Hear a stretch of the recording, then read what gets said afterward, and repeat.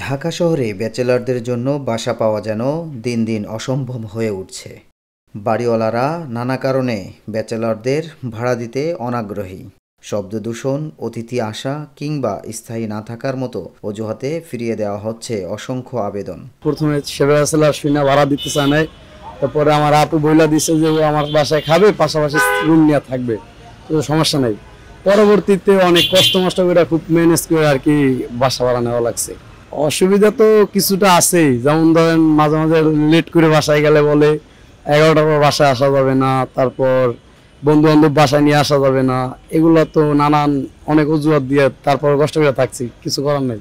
ফলে বিশ্ববিদ্যালয়ের শিক্ষার্থী, নতুন চাকরিজীবী কিংবা একা থাকা মানুষজন মাসের পর মাস ঘুরেও বাসা পাচ্ছেন না।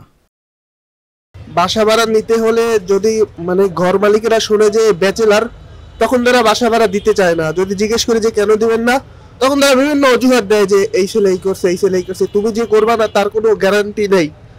এরপরে আমরা বলি যে আমরা তো ব্যাংকের সিকিউরিটি, আমাদের তো আছে, যে আপনি এটা আমার আইডি কার্ড আপনাকে দিচ্ছি, এটা রাখেন, কোনো সমস্যা হলে আমাকে ধরবেন। তারপরও তারা ব্যাচেলার দিতে চায় না বাসা। সমস্যা তো অনেকই হয়, যেমন দেখা গেছে একটু লেট করে রুমে গেলে এরপরে বলে যে লেট করে আসা যাবে না, লেট করে আসলে থাকতে পারবে না। এই আর সুবিধা বলতে কি, সুবিধা ওরকম কিছুই পাওয়া যায় না। ব্যাচেলার লাইফ তো কষ্ট করার জন্যই, সবাই তো জীবিকার তাগিদেই ঢাকাতে আসে। বাড়িওয়ালারা বেশিরভাগই ঝামেলা করে। আমরা যদি একটু রাত করে আসি, আমরা মনে করেন এই বাড়িতে কোনো মেহমান আসুক অথবা মেহমান আসলে মেহমানগুলা তারা গ্রান্ট করে না, এবং অনেক সময় দেখা যাচ্ছে পানি থাকে না, অনেক সময় বিদ্যুতের ঝামেলা হয়, পানির সমস্যা বেশি দেখা দেয়। বাড়িওয়ালারা পানি ছাড়তে চায় না, একটা মেহমান আসলে পানি লাগতে পারে মেহমান থাকলে, অথবা রাত্রে আসলে, এবং বিভিন্ন সময় বিভিন্ন কারণে বাড়িওয়ালারা ভাড়াটিয়াদেরকে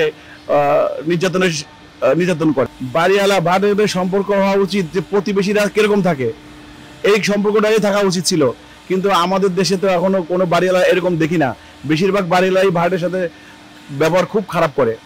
বিশেষজ্ঞরা বলছেন, এভাবে বৈষম্যমূলক আচরণ শহরের আবাসন সংকটকে আরও জটিল করে তুলছে।